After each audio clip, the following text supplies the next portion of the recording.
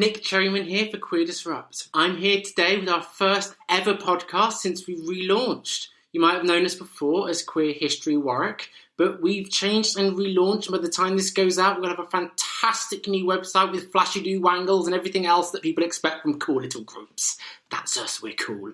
Originally, the podcast series, that you might have heard of us before, was envisaged as a 3-episode mini-series alongside the Queer Heritage Forum for their Pride Online 2020. And in that, we looked at podcasts on queer gaming, queer cartoons, and queer grassroots activism. Since then, as this has been so popular and how well received they were, we've decided as a group to continue this, and we invite people now to contribute. We want these to be accessible and would love some feedback, so please comment, rate, subscribe, and all that usual spiel that podcasters ask you to do. So, for this first one, I'm going to use this opportunity to introduce myself and the group. I'm going to introduce the podcast series a little bit, and then I'm going to introduce our first ever guests, who also happen to be some good friends of mine. This podcast is the first of a selection that Queer Disrupt is making, and hopefully we'll be releasing some about once a month. Queer Disrupt are a research collective comprised of students and early career researchers working in and around queer spaces, topics, and people. We use queer not only as a term to signify LGBTQ+ identities, but also as a term for disrupting the norm.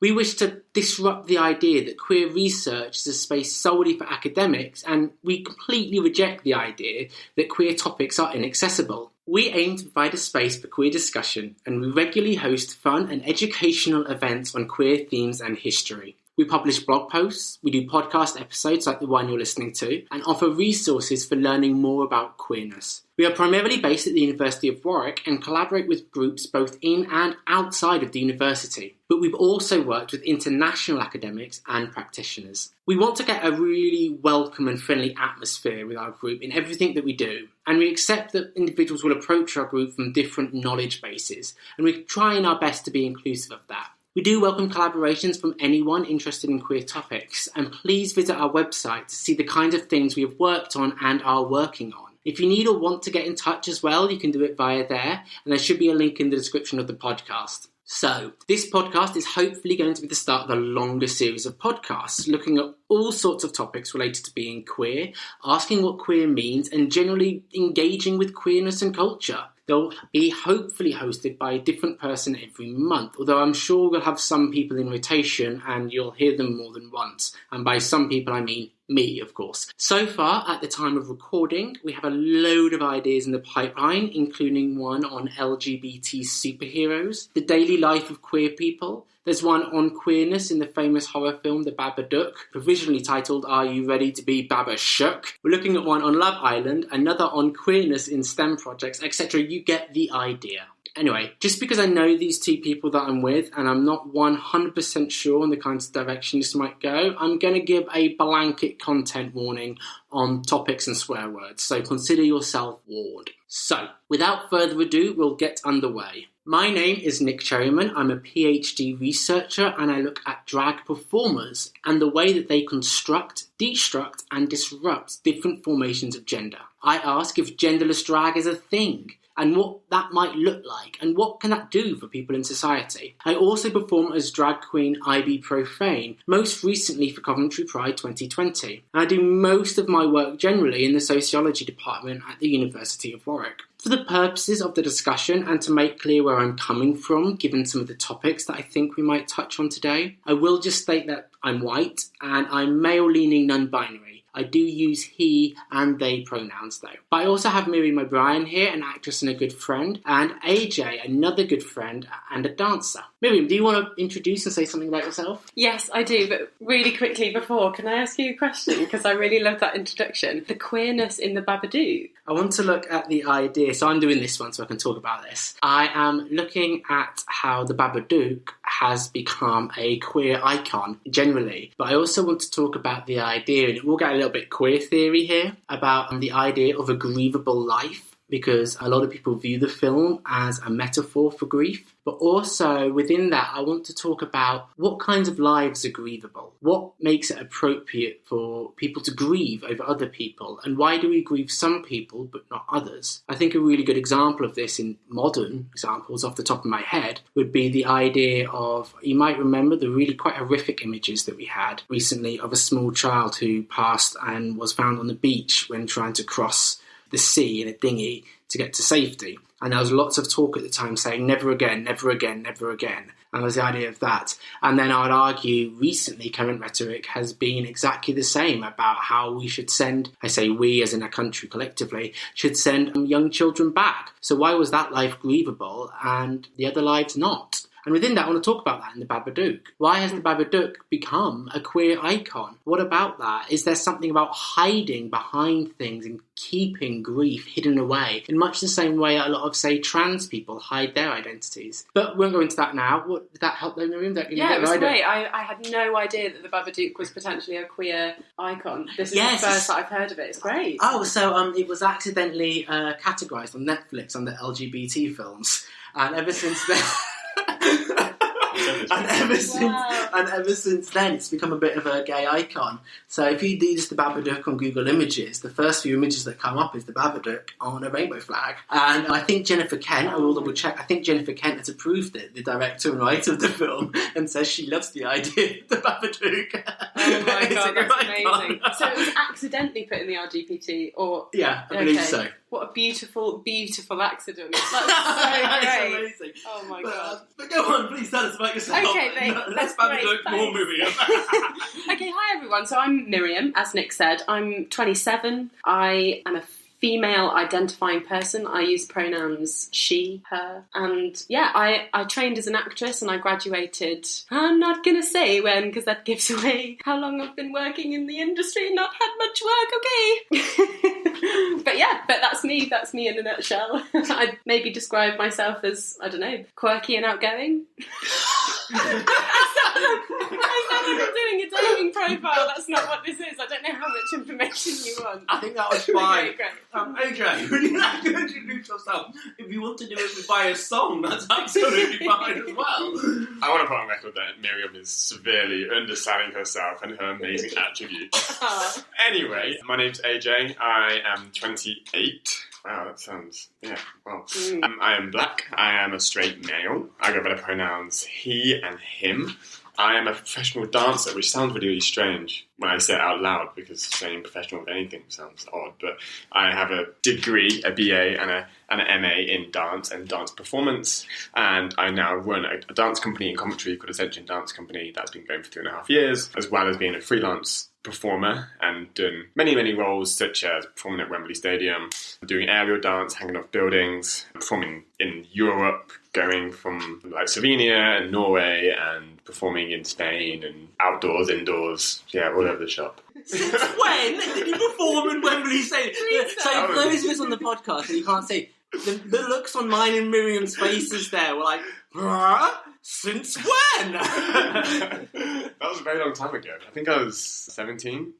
What I was going to say, though, is that in the description we'll put links to these guys' websites and social media and stuff. They're happy to share them, and you can see where they are and all that there. Right. Finally, the last person to introduce, which you might hear in the background a little bit, is my dog, Mia, as she's on the settee behind me, and if she gets up, you might hear a little jingle as she plots on around. She also performs in drag under the name Mea Culpa, which means I'm to blame in Latin. And, oh, there she is. You can probably just hear her there. And also is what you would say in confession in the Catholic Church, because I personally think that's hilarious. So, with the actual podcast underway, I was hoping to sort of facilitate a conversation between us all, and in particular between you two, AJ and Miriam, regarding your experiences and thoughts as performers in the creative arts. By which I mean I want to engage with thinking about how people pass in particular. I use that term pass in quotation marks, and I am very aware of the quite complicated nuances that surround passing, but how we pass in different ways in various positions. So to put this super bluntly, Miriam, you are a queer person working in the industry that has a very strong expectation of what a woman should be. That is straight, very normative. And I would argue, and again, aware of the terminology here, I would argue that you very much pass as a straight woman. You don't fulfill any inaccurate stereotypes, I would say, of what a queer woman should look like. AJ, you meanwhile, though, subvert in a similar expectation, but almost in reverse, and that's by not fitting the stereotype of being gay, as not being a gay dancer. So you mentioned you're straight, for example, but of course, often in performing arts, there's an expectation, rightly or wrongly, I'm not making any judgment here, that male performers in there tend to be queer or not straight. It is a, quotation marks, gay hobby or profession. I will mention the term intersectionality a bit here because I think we kind of have to talk about that and we can't talk about these things in isolation. So I'm just going to give 30 seconds on what I mean by intersectionality. So intersectionality was originally conceived as a sort of a prism or a lens of viewing different intersections of oppression by Kimberly Crenshaw. And to use her particular example of this, which I think highlights this really well, is that, to use an American example here, black schoolgirls are 6 times more likely to be expelled from schools. Now, Kimberly Crenshaw argues that that isn't necessarily a girl or a female issue, nor is it a race issue. In fact, what actually happens is these two issues intersect, and thus it becomes a black girl issue, as it were. And in doing so, it is actually impossible, and nor should we really try and dissect these and separate the two, because that would be disingenuous to both the type of oppression taking place, but also unproductive moving forward when trying to solve these problems. Other examples that come up a lot might be, for example, around class or income, or particularly coinciding around race and other types of gender or profession that might come up, or expectations within them, which is kind of where I'm going with this particular podcast. So, I realise I've spoken a lot, but first of all, I just wanted to ask Miriam if you're happy to talk a little bit. Mm-hmm. I was hoping you could talk a little bit about what it's like, basically, as a queer actress working in a field that is notoriously heteronormative. So, have you had any experience within that has shaped how you view yourself as an actress, or the types of roles that you engage with, or what? That's really interesting. I think when I first graduated, I was quite aware of the fact that I didn't really want to, make a whole song and dance about my sexuality, because I realised that, as you have rightly pointed out, the whole industry really tends to lean towards women being heteronormative, straight playing girly girls, I guess. And I definitely, or at the time, I didn't feel like I fit that. And I still don't think I do. But yeah, I'd say when I first graduated, I was definitely aware of the fact that I was not fitting into the sort of breakdowns of the castings that were coming out. And I was like, oh man, I'm just not going to go up for it. So just for those of you who might not be aware, could you give us an example of the type of castings that you would see? I mean, how does a role come to you and what do you look for? Okay, so actors are normally on it's a platform online. I'm on one called Spotlight. You pay a subscription, and what happens is you get emails and breakdowns every day of castings coming through for literally everything: commercials, theatre, musicals, cruises, small productions, TIE, pantomimes, everything like that. And I remember theatre in education, so touring around schools, or mainly schools, I'd say. And I remember one time that I was submitted for something by an agent that I had, and they put me up for Curly's wife in Of Mice and Men, that's the one. And now Curly's wife is someone who I would never put myself up for, because she's very effeminate and she's very, I don't know, it's just not a role that I would have put myself up for. But my agent was like, no, I think you would be great. And I was sort of like, oh, you must see something in me that I don't see in myself. And I found that really interesting. And then I think from then on, even though, to be honest, I didn't get the audition, but I wasn't expecting to at all. And it was my first audition, so I think I was just sort of finding my feet anyway. But the fact that I didn't get it, I think, sort of spurred me on a little bit more, because I was like, okay, I've seen someone who sees something in me that I don't see in myself, therefore I must have it, so I'm going to play to it a little bit more. And so now, whatever role comes through, whether it be a queer role or a straight role or whatever role, I'll just put myself up for it, because I just think, I claim that I'm a chameleon, I claim that I'm an actor, so I'll go for it. So you say you put yourself forward for straight roles, queer roles, whatever. Have you played any queer roles, or is that a kind of a direction that you look for more than others, or what? I have actually played queer roles, and more so recently than before. And the first one I did was I was just on this spotlight thing that I was talking about, the platform for actors, and something came through looking for a queer actress because there was a short film being written. Basically, the premise was that there are loads of queer films out at the moment, and have been for many years, that don't really have a happy ending, or they have a really tragic middle, and then somehow it all just like falls apart at the end. And queer films don't really leave you feeling elated or happy or hopeful for queer relationships in your future. And this film was very specifically saying, we want to write a film with a happy ending for two women, because that's not out there at the moment. And I was like, this is great, because I identify with that. I've seen all of these queer films and not one of them has had a happy ending. So I put myself up for it, and I specified that I was queer. And they got back to me, and I went to the audition, and they gave me the part. And it was great, because it was a way for me to understand the industry a little bit more. And yeah, I guess to just put my face out there as a queer actress as well, and to get involved with the entire technical team were all queer as well, and it was predominantly women. So that felt really empowering. So yeah, so that was a good experience for me. And then shortly after, I submitted myself for a queer play going on in London, just like a two-hander. And again, I got that. What do you mean by two-hander? Sorry. Oh, it's two people. Actually, no, it was a three-hander. So it was two girls, essentially my age, and then the mother of one of the characters. And yeah, so that was a female. Is this the one where you had to learn the Jersey accent? Yes. Oh, go on, give us a little taste of your Jersey accent. Oh no! Oh no, I don't want to submit people to that. I haven't practiced. Sorry, carry on. I interrupted. But yeah, so I got involved in that, and again, that was really fun. And that was working for a specific LGBT theatre in London called Above the Stag, who, only ever really put on LGBT work. So that was great. So just some context for this as well. Above the Stag Theatre is, as Miriam said, an LGBT theatre, the specifically queer and LGBT plus plays in London. It's pretty famous, probably heard of it. They're probably most famous around the UK for their extremely naughty pantomimes that they put on every year. Also, Miriam touched on, and we won't go into it in any depth here, the idea of LGBT stories often ending very negatively.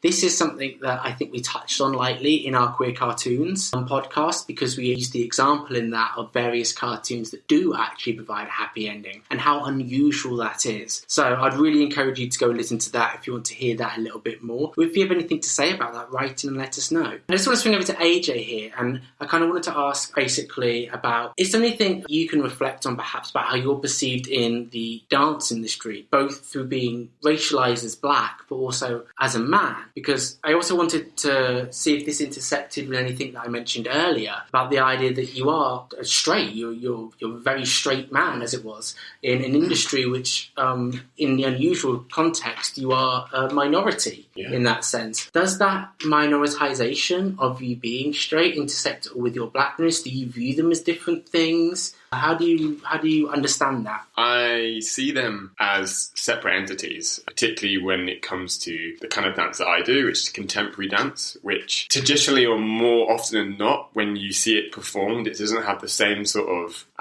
connotations of cool, like commercial or hip-hop or break, and are slightly more removed for the demographic that I am. I've often said, I'm a dancer, and people often go, what do you do? Do you hip-hop? Do you commercial? Are you a break dancer?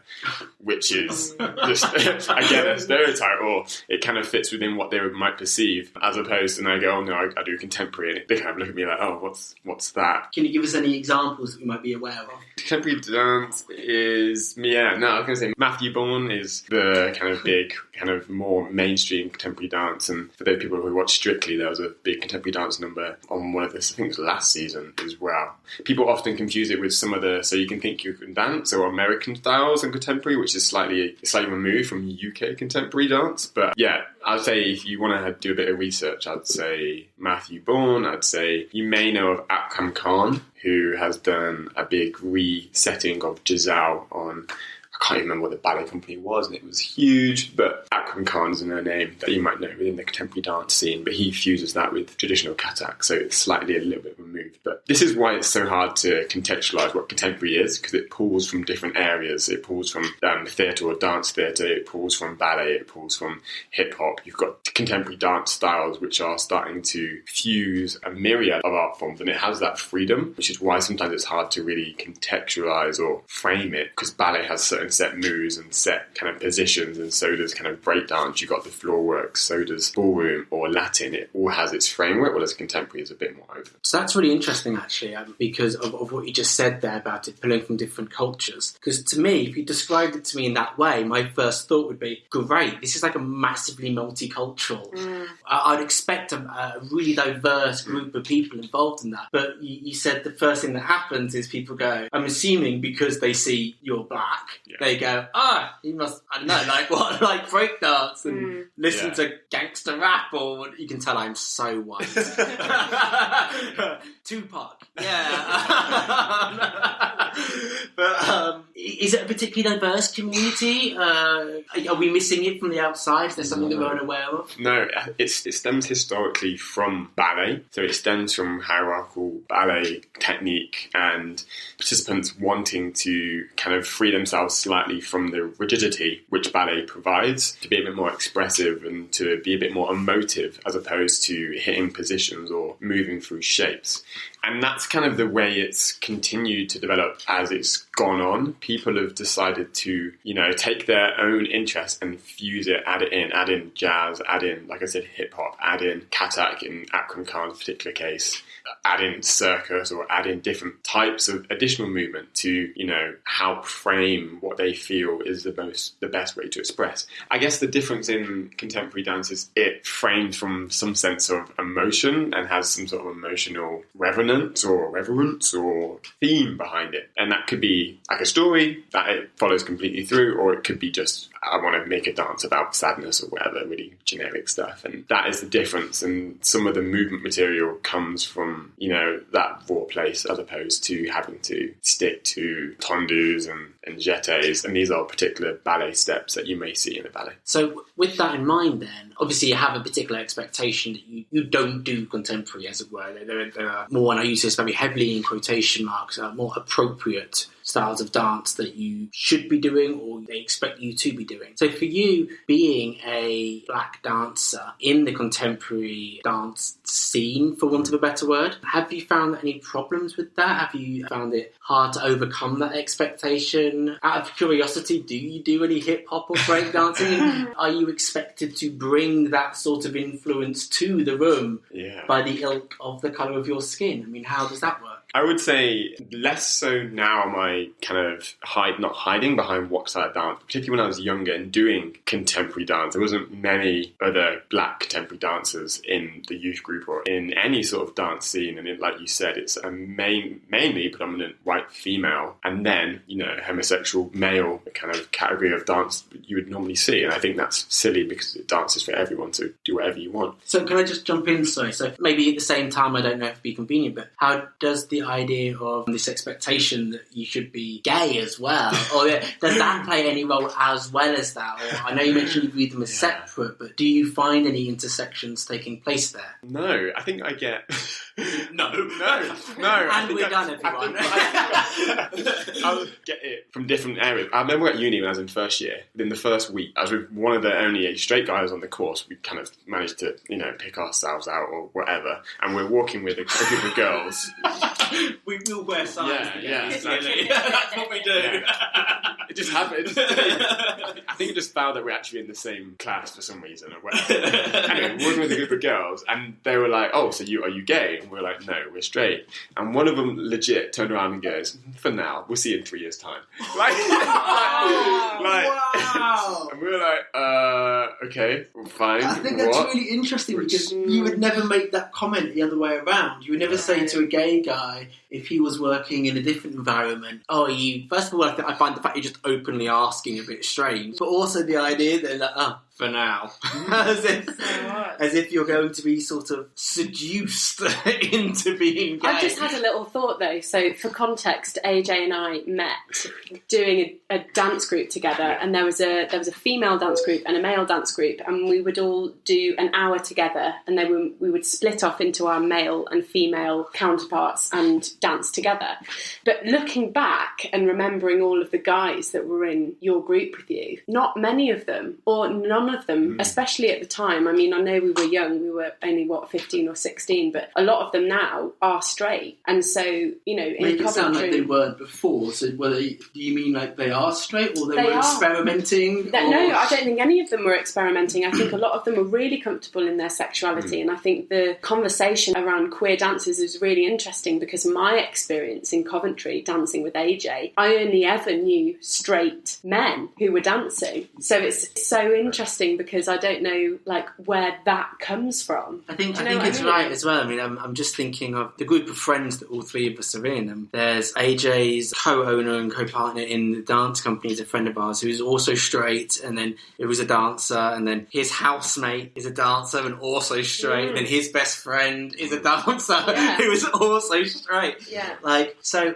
I guess the question here, which would be quite interesting, I guess this is opening up for both of you here, is are there expectations of what people should be in the industry that actually, in reality, is not? I mean, do you find... I mean, I came in and said, I'm not sure, I'm not making sure, I'm assuming it's primarily not straight. Do you find that the case? And I guess in terms of acting, we assume that all the women are straight and all the men are gay, and actually, is that even approaching reality? I think hopefully, I feel like it's proportionally shifting or changing and forever being more acceptable to be anything that you want to be. Particularly in the dance world, there's still a lower percentage of straight males than there are homosexual males or females or anything like that. And ironically, for me, it didn't, because of the group that Miriam mentioned I was part of, was such a diverse group of young people.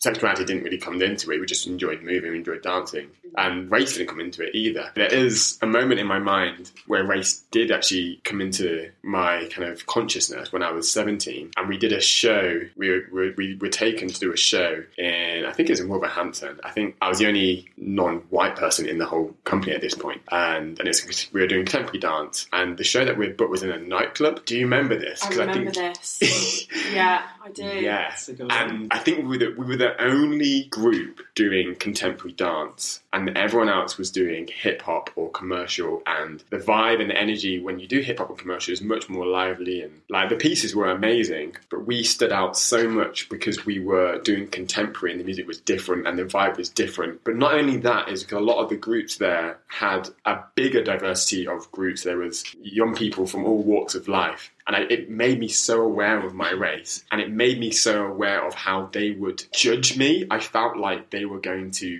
honestly, this is what I thought, disown me because I was doing something that wasn't cool or wasn't within, wasn't prominent within black culture. And I felt it's one of the only times I felt so sick or so anxious before doing a show. And that's really rare. I remember turning to the dance teacher and being like, I can't go on, I can't do this, because I was so, I don't know, paranoid or so... It's to do with performing blackness. Yeah.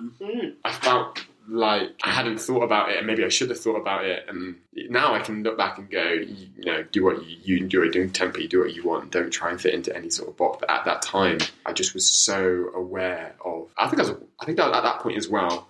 I think the group had kind of disbanded slightly, and I was one of the only males in it, and I just stood out so much. And I remember performing, and I could hear comments. I think it probably made me stronger in the future, made me more vigilant and more passionate about what I do, because I could hear people commenting and saying stuff, and I just did the show. What kind of comments, if you're happy to share? I can't remember, but was it about you being black and not, I guess, again, for want of a better phrase, performing blackness well enough to their expectations? Or I don't think it was. I think some of the looks that I got, and looks can be perceived as anything you want, but some of the looks I got gave me that impression, but the comments were just about how they didn't enjoy the show, and so that wasn't so personal. And yet it also made me slightly sad that they couldn't understand a different art form in a different space. And it made me slightly sad that they couldn't be open to experiencing something else. And instead of being like, okay, this is an interesting interpretation of dance, they were like, what is this? Get off stage. And that felt really... This is so interesting, AJ, because I feel like because I was there with you, we both did that, and we've never talked about this. We just,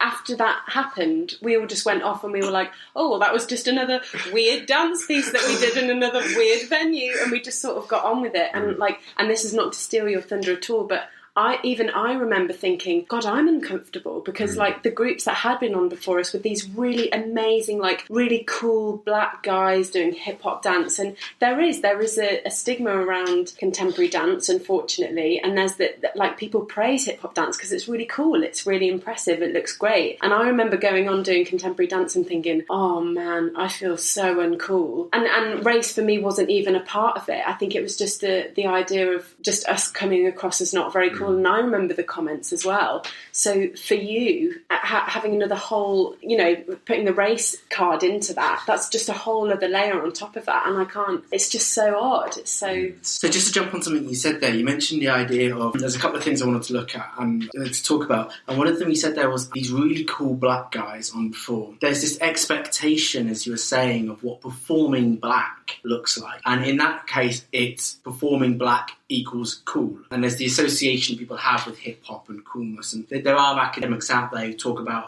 the coolness of being black. Mm-hmm. Even I made the joke earlier, actually, thinking about it, saying, God, you can tell how white I am, because I was talking about it as if I didn't know what I was talking about. Yeah. Even there, I think it's super interesting that even within the podcast itself, as we're hyper-aware of this, we have referenced the idea that black is cool and white is not. Yeah. So... do you feel, AJ, that, and again, feel free to just go, I don't know, and not answer if you're uncomfortable, but do you feel like you kind of have to overcome this expectation to be this super cool black guy? And then, again, just to bring it back, there's this idea that you're straight as well within that. Does that heighten your coolness, or does that make you more unattainable for some people? Or how does that work in relation to that? Or is it just not something you really engage with? Yeah, it kind of fits into two different circles again, and maybe they interlink and I'm not even aware of it. But I'll try and mention both of them as concisely as possible. From a dance point of view and being cool, within going to university and doing dance, I didn't have to pretend to be cool. We're all doing contemporary dance. We're all there for the same reason. I was the only black person on my course for the 3 years, but I was aware of wanting to fit in. And so I was aware of, I don't know if this is the right term, but softening my attitude, my voice, my demeanour, because I think there was about 90 pupils on the dance course in my year. And so, times that by 3. And 80% of them were white females, and then probably 5% were non-white females, and then 15, probably less than this, 10% were male. And within that proportion of male, I would say the majority of them were gay males and a smaller percentage were straight males. And so I felt like there was an affinity that I feel like it's talking like Mean Girls, but the gay males and the... You can't sit here, you can't dance here. But there was an energy that the gay males and the straight white females, maybe because there was less threat, or I don't know. Anyway, they had a relationship which I was a little bit like, I want to be part of that. I want to have a joke. And so I found myself, falling into being more camp, or be like saying camp things, or taking on their mannerisms as to be like, hey, I'm cool, I don't fancy all of you. like in a really strange way. So that's, I guess, within my education and that side of things. And then within race, again, doing contemporary, there was actually me and another black guy in the youth group. So in the youth group it was fine, but when asked outside of it, and when doing kind of school productions and stuff, and they're like, oh, you dance, teach us this routine or whatever, I was like, oh, it's not really the same. And I felt like at times, if I learn a bit of break dance, or if I learn, how to do a backflip or something, then that's like an instant gratification of cool, oh, he's a black dancer, you can do a backflip. And I felt like trying to learn certain tricks or certain moves or do certain things to be able to, be a proper dancer or be a cool guy or whatever. A white guy, for example, who couldn't backflip would potentially be regarded as a more proficient, for want of a better phrase, dancer, because you'd be the black dancer that can't backflip. Yeah. Even though no one else would expect a white dancer. Because I was actually going to say about this, mentioned the softening there. So for people who don't know AJ is what, 6'2", 6'3"? 6'2". 6'2". He's got quite a deep voice, and I think you'd be the first to say that you're quite dark-skinned. And by that I mean all of these things that I've mentioned here are often coded socially as threatening. Wrongly so, just to be very clear from where we're coming from here. So that softening that you mentioned there, do you think race played a role in that as well? Like, you don't want to be, the risk of clumsily phrasing this, the aggressive straight black guy going for the helpless young dancing white woman. And this is a very deliberately saying this isn't true, but these are stereotypes that perpetuate. Do you reckon that played a role? Yeah, no, for sure. Because the majority of people on the course, particularly at university, were 5 foot, 5'2", white females who were quite petite. I have a whole foot on them, and also I'm physically stronger and broader, and that sometimes can be, intimidating if you don't know who the person is. And I think at uni I was aware of that. I was aware of my size, being taller than all my lecturers, being stronger, often taking up more space, being longer in this dance studio. Being longer? You mean known as taller? Yeah. Yes, taller. I'm a longer being. No, but you joke, but it actually is longer. Like when I put my arms out, I take up more space. And when you're doing a routine, particularly if it's travelling across the space, it takes me 2 jumps to get from one corner to the other. To take someone 5. And my ballet teacher would often use me as an example and be like, "You go on, jump like AJ," and I'd literally leap and take up half the space. It wasn't because I wasn't like, okay, I probably have got slightly stronger legs, and that could be another conversation about genetics and power and all that kind of stuff. But just because I was taller, I took up more space, and that was completely unfair to compare me to a 5 foot petite girl who can't do that. Literally can't jump that far. So when I say longer, I actually mean longer, because I was being taught by people smaller than me. Often my teachers and lecturers would say, you need to be longer, you need to extend. But when I was longer, I felt my peers being like, spatial awareness, can you stop taking up all the space? Can you stop using your full length, because then no one else has space, or you're going to hit us. When we do an assessment, there's normally 5 or 6 of us in a studio being assessed at one time and doing one phrase. And if it's a travelling phrase, I will take up more space. And they were like, longer is on purpose. Also, can I just say, I'm so sorry about the fact, I'm really cringing now looking back that I was talking about cool black dancers going before us, because that's so not what I meant. I think what I meant was the fact that the people before us were doing really cool moves, they were doing backflips and, acrobatics and stuff, and that was what was cool. The fact that I slipped black in there, it has nothing to do with it. And so this is really interesting that we're having this conversation, because you've highlighted that is I guess it's a problem, because it doesn't matter what colour they were. And I slipped that in there. If it was a troupe of white dancers doing it, would you have gone those cool white dancers, or would you have gone those cool hip-hop dancers, or whatever? Yeah, interesting. I probably wouldn't have highlighted the fact that they were white, but I probably would have called them hip-hop dancers.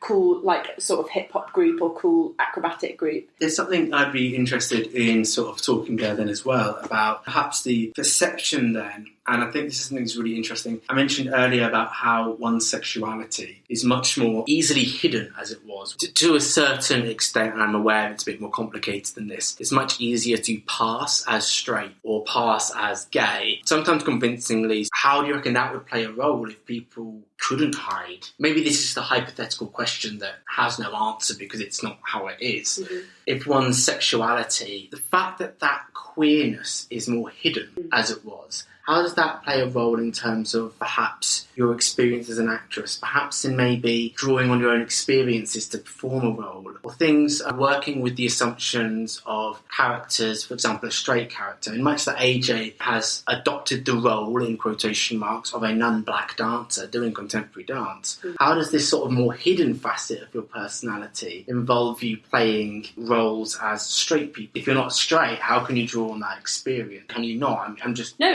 it's a really good question. So when I was at drama school and all through my secondary school years and I guess primary school years, I had boyfriends and I fancied boys, and I identified as straight until I was about 19 years old, and then only at 19, when I was surrounded by loads and loads of other people who identified as queer or bisexual bisexual, pansexual, gay, you know, was I then opened up to a world where I was like, it is possible to like more than one gender, and it's also okay to like more than one gender. So I was opened up to that world. So that's how my journey started. But in terms of getting roles where I'm playing a straight woman, for me to draw on that is actually really easy for me. I did have feelings for men when I was younger, and the boyfriends or relationships that I did have, I was very genuine, and I don't think I ever lied to myself about the way that I felt about these men. Yeah, so it's a really good question. But yeah, I think if I was the roles that I have had where I'm playing straight women, or if I do end up getting another role where I'm playing a straight woman, that's really easy for me to draw on because I believe it myself because it happened. Okay, I think that's really interesting, and to sort of maybe draw a connection between what AJ was saying earlier. AJ, you said that you before you went on stage as that black dancer in the contemporary group, and you've got all of these cool black guys, as we said earlier,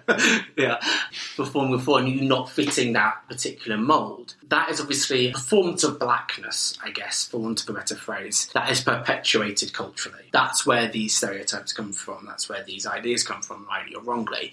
With that, and considering we all work, obviously, in the creative element, creative industry, as it were, do you feel like perhaps you mentioned you got to 19 and then you're like, oh, it is okay to do this? Do you feel perhaps like the industry that you partake in perpetuates these expectations of that, for want of a better phrase, and to be deliberately provocative? Are you complicit in the very confusion that you felt when you were 19 for other people who might be going through a similar thing? That is a deliberately provocative question as well. Yeah, that's really interesting. I don't know, in terms of, do you mean in terms of like if I was playing a straight character, whether I just totally play up to the fact that the character's completely straight? And what do you mean? So why do you think it took you to 19? Considering you work in an industry which is often responsible for perpetuating stereotypes, or at least viewpoints, rightly or wrongly, positive, negative, and so on. Do you embrace a queerness within your industry there, or do you play these roles and thus perhaps, I'm not saying obviously that this is the case, perhaps perpetuate the cultural expectation of what a young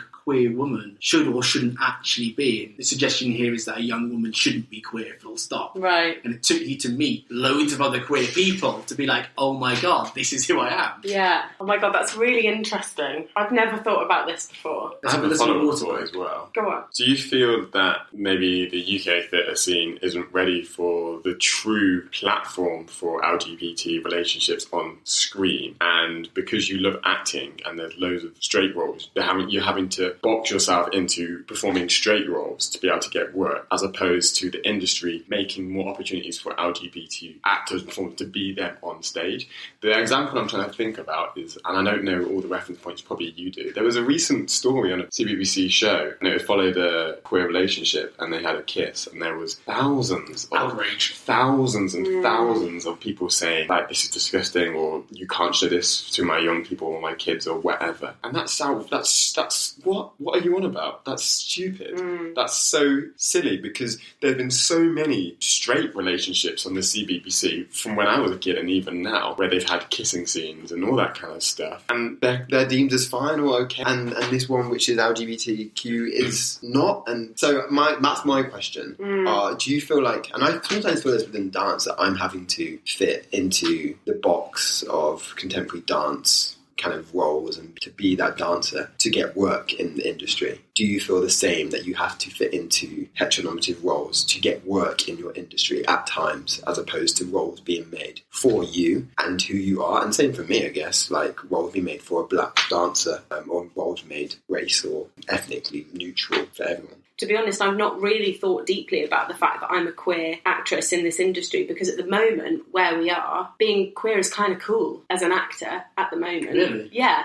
Because all of the casting breakdowns that I'm seeing at the moment, especially for commercials, is same-sex couples wanted for all these commercials. But don't you think there's something really interesting there, that it seems to be suggesting that straight people can't play queer people then either? Yeah. Like, I mean, it's the idea that, and I know there's a broader issue there about representation in terms of actors and stuff, but that seems really odd, that it's like saying like, oh no, a man can't kiss another man if they're straight, whoa! Yeah. And vice versa. There's something very strange and That's odd. funny that you take that from it though, because always in the breakdown they'll specify genuine couples wanted, because I think what they want to do is give actual queer couples the opportunity to be in a commercial as a queer couple and not have to pretend to be someone that they're not. For example, if I was going up for a straight couple in a commercial, I know that I understand that that's the job of an actor and I can play straight, that's totally fine. But I kind of love that they're giving people the opportunity to be themselves as an actor. So for listeners, I am actually also an actor as well at times. I act less professionally, it's more for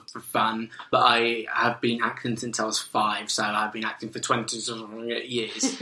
No! I'm thinking in particular of a role that me and Miriam both went for, and it was for a couple, and we both went for it because one of the things the director had specifically requested was people with chemistry, and we knew, despite there being zero sexual attraction there. I mean, I love you, but no offense. We have chemistry of being good friends. That was interesting that came through. And amusingly, on this particular case, I didn't get the role, but Miriam did because she was just objectively a better actor than me. But then you were in a situation where the person you were paired with, you felt as an actress, there was zero chemistry to the point where you were like, I don't think I can do this. Yeah. And I think it's really interesting. I know, and I don't think I've ever done that before. And I think if it were any other situation, I would just grin and bear it. But I think in this one, I was just like, I don't know. I felt really strongly about the fact that there was just nothing there, and I was like, there's nothing that I can believably draw on for this. And I think if I don't believe myself in something, no one else is going to believe me. And as an actor, that's the worst thing to do, is to be in a show where you don't even believe you yourself are doing something believable. And it's just the worst feeling for me. So I think I just thought, I'm going to back out of this one because I don't think I'm going to do it a good service. It's really interesting. I was really excited to see you get the role. For the record, for listeners, the production didn't go ahead because of COVID, unfortunately. Yeah. So no one's missed out on this one. I think we've touched on a lot of different ideas there of having to play up or play down in various ways. And I think one of the questions that has arisen most recently in terms of the conversation are these ideas of representation, and should people have representation within various industries? So to be more specific, I guess, is there a responsibility for actors in minorities to embrace those minority roles and talk about them, as well as obviously there being broader structural change? Or is that just not the role of the actor themselves? So I'm drawing a lot on ideas here recently of queer characters in cartoons. There's been a big backlash over the past couple of months where a lot of actors have stepped down from playing queer roles and roles of people of colour and allowing other people to step up into those roles. In terms of, how do you mean? An example would be Big Mouth. Missy, who is the young, I believe, black schoolgirl, was voiced by a white actor. Recently, particularly since the Black Lives Matter movement gained particular interest over the past few months, a lot of people have stepped down from portraying them. Similar things in terms of the character Una Hasabina Petalon from The Simpsons. Hank Azaria was a white actor who voiced him, and they decided in the end to, I think, essentially write the character out, which is a kind of weird double-edged sword here, where you've gone, oh, is that what should happen? I mean, I feel like we're touching on queer cartoons again here. Should they have brought in, say, an actual Indian voice actor, but also the character themselves was a stereotype? They were the corner shop owner, the quickie mart with all the thank you, come agains, and sort of stereotypical phrases, and particularly in the newer episodes where I think anyone who's watched The Simpsons would appreciate the fact that the quality has just gone downhill hugely. It has, I'm sorry. But we've lost the very nuanced discussions that previously existed in as a character.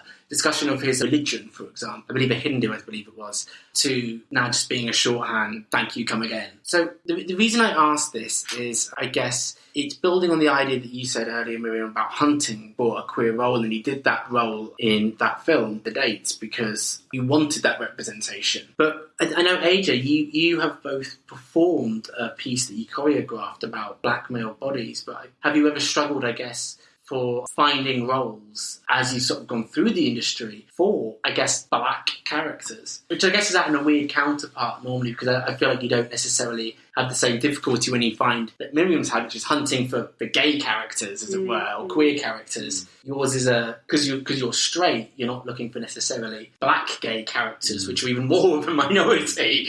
I guess, and also to give a bit of context, me and Miriam not only did dance together when we were younger, we were part of a drama group as well. So I have also dabbled in acting since when I was in year 7. Within that sphere, within, amateur acting, I remember often, like every single year that I was in secondary school, I always auditioned for the school play. And it was a myriad of different plays, like the Caucasian Chalk Circle. We did... straight out the back.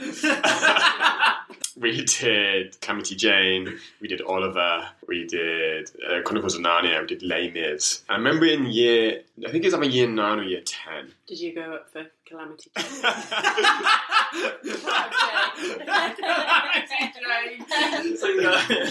didn't, no. I think before they announced what it was, I think I watched Bugsy Malone at Christmas, and I remember thinking, I really hope they do Bugsy Malone, because I know that I will get the role of the sweeper, and I want to sing that song, and I want to have that solo, and I want to have that moment on stage, and have a better role.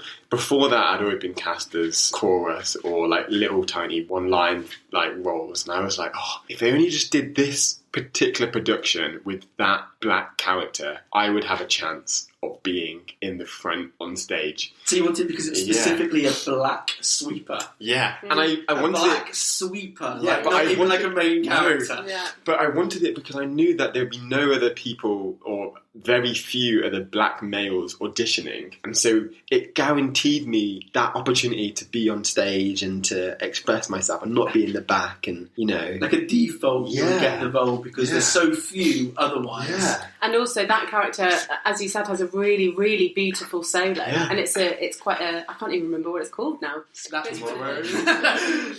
that's the kind of in performing. I guess it's slightly different when you're a dancer because, actually no, I guess it's not, because when you're casting a group of dancers, you have a aesthetic you want to look. There's normally, particularly in commercial, probably a little bit less so in contemporary, there's a look that you're looking for, or size, or. I was going to say you don't want a chorus line of someone 4'2", 5'7", 7'1", because so there must be a norm, for want of a better phrase, and I guess, correct me if I'm wrong, you do not fit that norm. No, not at all. You're not a 5'11", skinny, flamboyant, white dude. No. Some serious twink energy there, I guess. No, not at all. But ironically, it slightly benefits me for not being that, because I, again, stand out, and more traditionally, similar to ballet, but not exactly the same, you fall into flyer or lifter roles, and because of the size and my strength, I always kind of fell into a lifter role, and that helped me, but that doesn't have anything to do with race or sexuality. It just becomes... Is that a tall man? Yeah, just a tall, strong guy thing. I remember thinking I really wanted in Oliver, and there's Dodger, and there's another guy, I can't remember what his name was. I'd be a great one of them. Maybe that would fit my bill or whatever. And really trying hard to... I didn't get that one either. That's really interesting because you're talking about, playing those roles, because it's talking from my own experience. So I mentioned earlier I do drag. Over the past couple of years in the community drama group that I get involved in, I've played drag roles. I was one of the ugly sisters in Cinderella with another pantomime dame, basically, and we played this sort of camped up version. And then the next one was Sleeping Beauty, and I did this high drag, is all I can describe it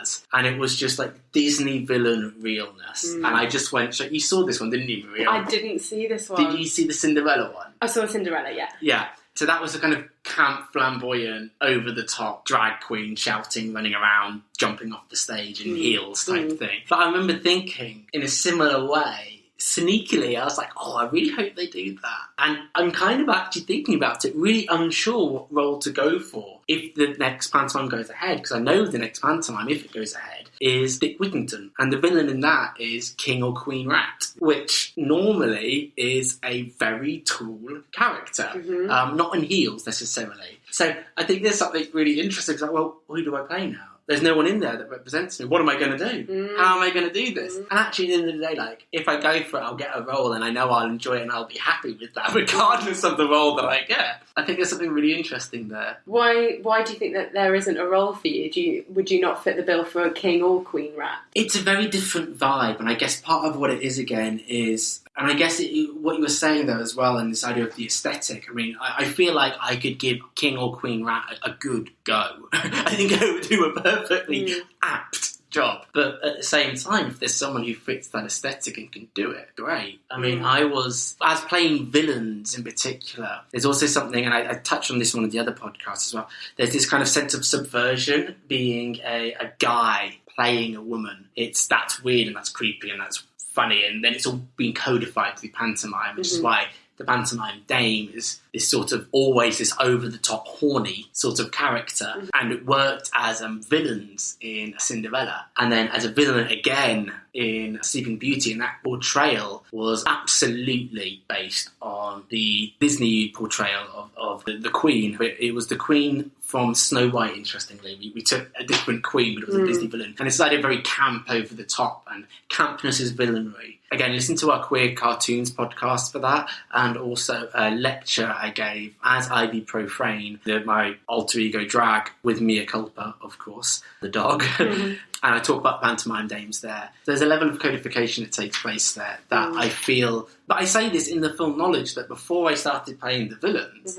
I played the friendly, silly Billy Cat, and I know I can do that, and I can do that well. Do you know what's so interesting though, Nick, is that I feel like I've seen a lot of pantomimes in my time, and I'm a complete sucker for them. I think they're great. I think they're really funny. I think they're light and, they're just a bit silly. But yours is the first panto that I've ever seen where a man is playing a female villain. I've never seen that before, and I think it's amazing. And I wonder why it's not done more, because I mean, I can see problems with it. I think in this particular pantomime it did work. I agree, but I think there's a risk perhaps of codifying men dressing as women as villainous, particularly with conversations around trans communities and this idea of being feminine is a deception. I think I got away with this one mainly because it was so high camp. It was so camp. It was drag, essentially, was what we were going for, which is why I think it worked in this particular example. But I don't think you could have a man just playing a woman as a villain, full stop, like some sort of sexy femme fatale. I don't think would work as having, even if I feel like I could do it aesthetically and visually, I feel like there would be broader social complications. But then I feel like that there might be complications with men playing the dames anyway, because, the dames come on and the kids are in hysterics because the concept of a man dressing a woman is unbelievable and it's really funny and it's totally ridiculous. And then you think, well, it is funny and it is kind of ridiculous, but then professional drag queens, that's not ridiculous. That's an art. I disagree. I think it can be absolutely... I don't think they're mutually exclusive. Yeah, absolutely, yeah. I've never thought about this before, but potentially problematic. This is a debate that comes up a lot. Interesting, So, as a drag researcher, this is something I do look at. It's actually a proposed chapter in my upcoming PhD thesis, the pantomime dame and drag as comedy, and how they intersect. There is something there. Just to swing it back to... more specifically this, if this is okay. I mean, much something that is really interesting. And if you want to, maybe we can do a podcast in the future talking about cross-dressing I think there is something there to be said. Yeah. AJ, you mentioned how being aesthetically, visually othered, different, as it were, gave you benefits, in as much as being the 6'2", 6'3", strong-looking guy, you're automatically placed. You almost know there's a position for you as lifter, I think you said. The one who throws the 5'2" white women across the stage, as it were. So to ask Miriam this, do you feel like your queerness has benefited you? Considering particularly that's not a visually explicit. My knowledge of you, I can't imagine you would hide it, but I can't imagine that you run around shouting it from the rooftops. I don't think you're known as the queer actress, as it were. No. So that way there's a kind of unspokenness to it. So does that play a role in... You mentioned, for example, in the Date film, you explicitly said you're queer. Yeah, actually, that's a really good question. So I think I would never have played on it before, but I was having a conversation with a guy that I met doing a show just before Christmas, and I was saying I'm finding it really hard because at the moment, with sort of limited castings coming out, I'm wanting to put myself out there and I'm writing to as many people as possible, but nothing seems to be coming back to me and I don't really know what I'm doing wrong. And he was saying, what you need to do is you need to figure out what is your USP. And he said, from my experience, so this is him talking, he said, from my experience, I'm a working class gay man with a northern accent. And he said, that's my USP. And he said, I write to people, I might not get the part, but they always reply to me because there's an element of, oh, you're unique, you're special. I'll write back to you because you're worth replying to. So are you saying in the industry, which is the acting industry, is very stereotypical straight white women, primarily, using your queerness there is, I guess, again, I'm not sure about the terminology here, and a weaponization of queerness, where you're able to go, right, I've got this now. So I think there's two things at play here then. One is that ethically right to do? And I say this as someone who has done it myself many a time when applying for funding grants, because I know I tick the boxes they're looking for. Or is this just a way of managing through a deck that is stacked against us in the first place? I mean, I know in the past I've done that. I've gone, I'm not going to get this funding grant working in queer theory. But if I can sit there and I can tick various boxes that I know they legally have to meet, we can do it. And then there is a whole debate on the ethics of that. I'm not going to pretend that that is ethically unproblematic. But I would be lying if I said I haven't in the past gone down that route. Yeah. What are your thoughts on that? It's hard because I feel since having this conversation about my USP, since writing to people and highlighting the fact that I'm a girl from Coventry, I identify as queer, I'm quirky, and I guess I'm a straight-looking woman, it's played to my advantage because although I may not have necessarily gotten all the parts that I wanted to, I've had the replies that I've wanted and I've had the potential interest that I've wanted. So I've sold myself as a queer woman and I've had replies to say, thanks so much for your email. Fortunately, we're not casting at the moment, but we'd really love to see you at some point. Let us know if you're in anything. Like a noticeable increase? Like a noticeable increase. And I don't know if that's by chance. I don't know. Yeah. But it's hard not to notice that increase when I started highlighting the fact that I am queer. And actually the show that you guys came to see me in didn't call for a queer woman to be in it, in Coventry. Humans at Work. Yes. It was about... That was brilliant. Great. Oh, thanks. It was set in the 60s and, it was just a small play about women working in the factories. Again, didn't need her to be queer. She wasn't a queer character. She was a straight character. But the breakdown called for someone who was able to portray a feisty teenager in Coventry, was authentically Coventrian. So I wrote to them and said, I'm from Coventry, born and bred. I've got the Coventry accent. I'm feisty. I'm quirky. I'm also queer. So I represent a huge line of people who are coming through Coventry now and who are embracing their sexuality. And I got a call back and I got the audition and I got the part. Now, whether me mentioning that I'm queer has anything to do with it, I don't know. It's hard to know. There was the character queer. When we said she was dating a guy. She was dating a guy, I was going to say, so she wasn't queer. Explicitly so anyway. No, but I think, in fairness to the writing of the character, she was an open-minded girl, so there's nothing to say that she wouldn't have swung that way if the right opportunity came about. I would agree. Yeah. But yeah, it's interesting thinking about it from that perspective, being on the receiving end. So I wrote to the Royal Shakespeare Company, who I've written to, I think I've written to them before, and again, it was just a very generic email before, and fair enough, I didn't get a reply. And this time I wrote to them and told them that I was going to be in this role in the theatre in Coventry, and I said, I'm a queer woman from Coventry, I'm quirky, I'm feisty, and they said, this is so frustrating because we would love to come and see you. Unfortunately, our casting team are out of office on these dates, but they said, let us know if you're in anything else. And I thought that's so interesting because I've written to them before, they haven't replied to me, but when I highlighted the fact that I was in something that they could see and I was a queer actress. I've got a question for you, and again, this is a hypothetical, so you just might simply not have an answer. When you email companies, obviously your name's included, and they've got the opportunity to look at your headshots and a platform on Spotlight, I believe you said. Yeah. Do you think you would get a response if you were more explicitly outgoingly queer? So to paint a very, again, difficult stereotype, if you had a shaved head and if you performed as what some might call a Stone Dyke type character or persona, do you reckon you would get a call back for that? Or do you reckon part of your USP is that you are a queer woman who can play straight convincingly?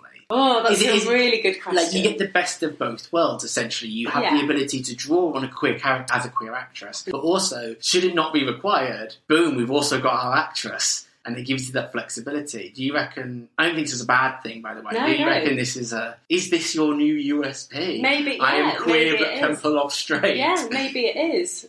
Yeah, I guess that could well be the case, yeah. Do you think you would have got a response? If I was more explicit, if you didn't pass as convincingly as straight? I have a feeling it could go one of two ways, potentially not. But I also think, especially for companies like the RSC, they're really hot on taking people who are very unique. And they, from the stuff that I've seen of them, they don't tend to go for, or especially now, they did back in the day, they would go for the obvious choices. But now they're really branching out and they're taking people who are incredibly unique and have who really have their own identity, rather than just being, I don't know, 5 straight women in the cast and 5 straight men in the cast. That's really interesting, though, because obviously the role of an actor or an actress is to be this sort of chameleon. Yeah. Actually, some people would argue, Stanislavskian approach would be you completely lose any sense of Miriam O'Brien and you are character Jane Smith or whatever. Yeah. Whereas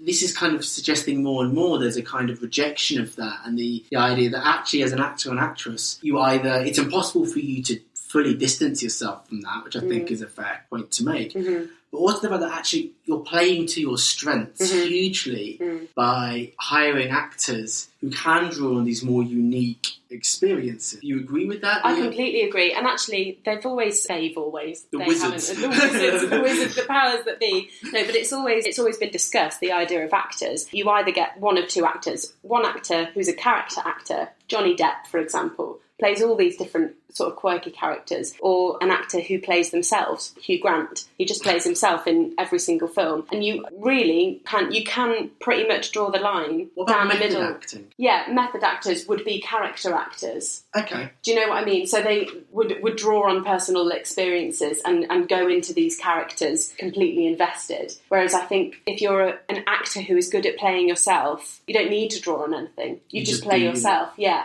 And so I think what companies are now doing is just taking people who can play themselves, because then they will represent a real person. Do you know what I mean? I absolutely understand, but I guess what that pause was Miriam stopping at my face because I pulled the face. I'm pulling the face because that seems to suggest to me that, again, there's various issues that come from that. One is, if you write a unique character, first of all, it can be impossible to fill. But also, if you do, what are the chances that you're going to be able to play another character if that's the way you're looking at it? You can play, for example, a brilliant queer actress called Miriam from Coventry, born and bred. Yeah. But can you play Hugh Grant's opposite in Pride and Prejudice? Yeah, probably not. By this thinking, that would be the suggestion. But can anyone? Surely your role is it. So no one is, you know. Yeah, but, so how but do you this do is the this? thing. There will be actors who have their strengths and have their weaknesses. Unfortunately, my weaknesses are I don't really do people in love very well, because that's just not what I'm interested in. I'm interested in the weirdos. You know what I mean? Explains so much. Is this why you're friends with me? But that's a good point that you've brought up, is someone writing a unique character that only one person can fill. People do that. Ricky Gervais is a prime example of this. He will write for people that he knows and will take that role. And writers do this. They have a person in mind that they want to fill the role, and it will be an actor or an actress. What's the terminology on that now? Oh, I think it depends. I hope I haven't offended anyone with that. My understanding is being both. Actor is used for both. People do say actress as well. Okay, cool. But yeah, people will write with specific actors in mind. And so obviously it means that no one else gets a chance, but it does mean that this character is particularly unique to this person in mind and will play it amazingly. So that makes me think of a friend of mine at university who was into acting, and he was in a wheelchair. And he said I'm speaking from his perspective, I hate seeing disabled actors or visibly disabled actors shoehorned into a part that clearly wasn't written for a disabled actor. Because he says that person in that role, that character, in no way, shape or form actually represents or is able to represent the actual realities of that person. So, and then you see something like Silent Witness, which has Liz Carr in, who does a lot of talk on disability. I've seen her speak before, and she's fantastic. And she actually has some really interesting views as a lesbian in a wheelchair and how she plays that up a lot, including a hilarious story about an aeroplane bathroom, but I'll let you guys try and find that online. But she says that character originally, if I remember correctly, wasn't written for a disabled actress, but she got it, and her disability within that, the visual representation, was very just normalised, and it took quite a while for them to actually start writing in the fact that this character would actually experience various things that only people in a wheelchair experience. So I think there's a lot going on there, I think, in terms of intersections. I was going to start wrapping up, if that's okay. Do either of you have anything else? I think that it's just a nice point to sort of leave people thinking about. Should these characters be written or not? I mean, my friend, for example, used to say, I don't think he ever got round to it, he wanted for a while to be a playwright who wrote roles specifically for and only for disabled actors. There was, I didn't see it, but there's a very famous version of Sarah Kane's Blasted, which was performed purely by disabled characters. And they, interestingly, used the disabilities to represent the characters. Ian, I believe, the journalist, I might have got that name wrong, is an ignorant man who is kind of blind to the world around him. And they had a blind actor play that particular role. So incorporating disabilities in a very explicit way. Now, I said I was going to wrap up there, but I think that's perhaps a useful way of thinking about framing issues such as race, disability as well, gender, sexuality, and how and what the responsibilities are when using typecasting or creating roles for people who, as AJ said, are just aesthetically different, but also those that necessarily might not be explicitly different. I guess the question there, however, is then, do we have a responsibility to bring those experiences to the forefront for representation? How do we negotiate this quite difficult idea of who or what fits into these particular roles, both from a real life people expectation of what roles you should fulfill? Do you fulfill the cool black dancer or the heteronormative stereotypical white actress, or instead should you embrace these different things? Do you guys have anything else to say before we wrap up? Or yeah, I think on that point, I think I've been listening a lot, and I feel like there needs to be potentially two things that needs to happen, and this draws on my personal experience, but just seeing in general, I feel like there needs to be more allowance for representation of different ethnicities, disabilities, superpowers, abilities, everything in older classical roles. Because if I touch on that story about me wanting Bugsy Malone to be one of the shows a school play does because I want to be the sweeper, that's because I've seen the representation of a black young person in that role, and I believe I could be that person. I didn't believe I could be one of the Bugsy Malone. one of the four kids from Narnia. Like, I didn't, because that wasn't a representation of who I am. And I think there needs to be people challenging, in particularly roles where there isn't a particular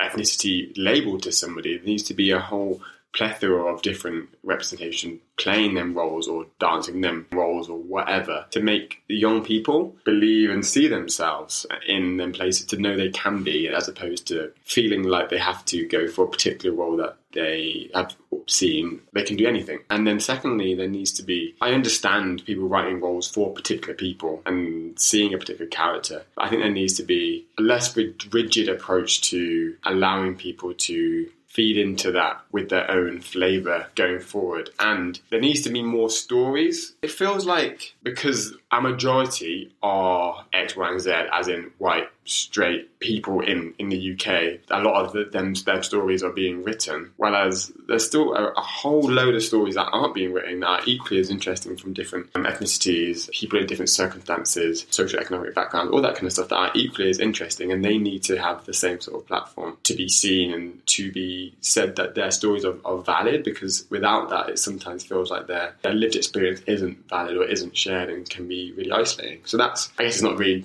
to do with much in dance, but that was my kind of comments or my thoughts about it. And I think that's really poignant, and I think that's so important. I completely agree. I think giving people from all walks of life the opportunity to see themselves in someone and to be able to say, oh, I can do that, is so important, because that's just not happening at the moment. People see white characters of, with minimal disabilities, and they say, oh, well, that's not me then, so I guess that won't ever be me. and it's such a shame. So yeah, I completely agree with you, AJ. I think that's really, really important. I just wanted to say thank you to AJ and Miriam for coming and talking very frankly about topics which sometimes we just don't talk enough about, I think. But also you should be able to, wherever you're finding this, a whole list of previous podcasts, and we will be releasing more and more coming out, as I said at the beginning. So we hope to hear you listen to us again. Thank you. Goodbye. Woo-hoo. See you I later. hope it's interesting.